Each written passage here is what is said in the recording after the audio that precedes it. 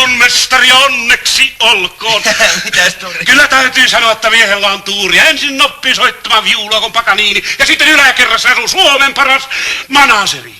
Yläkerrassa? Siellä asuu se inhottava Hammaskotkalan lärpäni. Ei, mä tarkoitan, että tehän siellä asuu. No minä...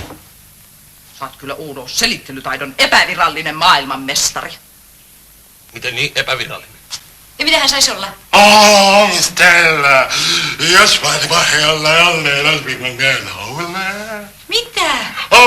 Stella, jos vain vahjalla jälleen Alvin mielhouvelle. Hetkinen. Se hauska ollut sitten, kun apukoulun pikkujoulujuhlissa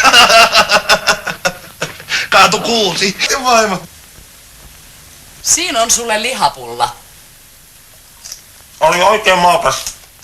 Pellelle kamalasti. Vaimo se nauraa niin kauan. Tältä päin.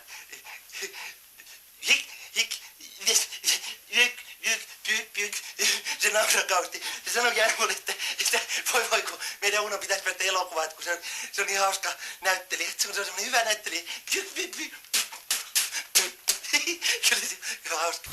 Ja 9 kuukauden kuluttua Haikara oli tuonut korin tuonne eteiseen, jossa oli pieni poika, mukana teksti. Tässä on nyt tämä johtaja Uuno Turhapuro. Eikä mitään allekirjoitusta. Kauheeta. Kauheeta. Olen samaa mieltä, se on kauheeta. On se. Ihan kauheeta. Tältä muhennokset on ihan selvästi unohtunut tapaskosmauste. Minnekäs pojat on menossa? No, tästä vähän tuonne tulee. Aha. No nyt minä panin P-kirjaimen. Jos minä nyt panen P:n päälle äänpilkut, niin tuleeko P:stä silloin mahdollisesti pää?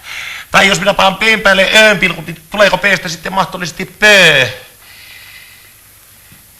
Kysyn vaan.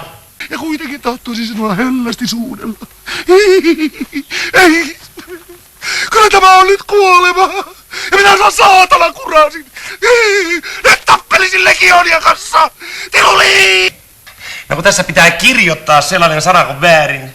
Ja jos sen kirjoittaa oikein, niin eihän se silloin enää ole väärin, vaan oikein. Että ilmeisesti sana väärin pitää myös kirjoittaa väärin ollakseen oikein. Huomenna alkaa koulutus. Kyllä. Aluksi sinä ilmoittaudut yliopistoon, niin olethan sinä ylioppilas tietenkin.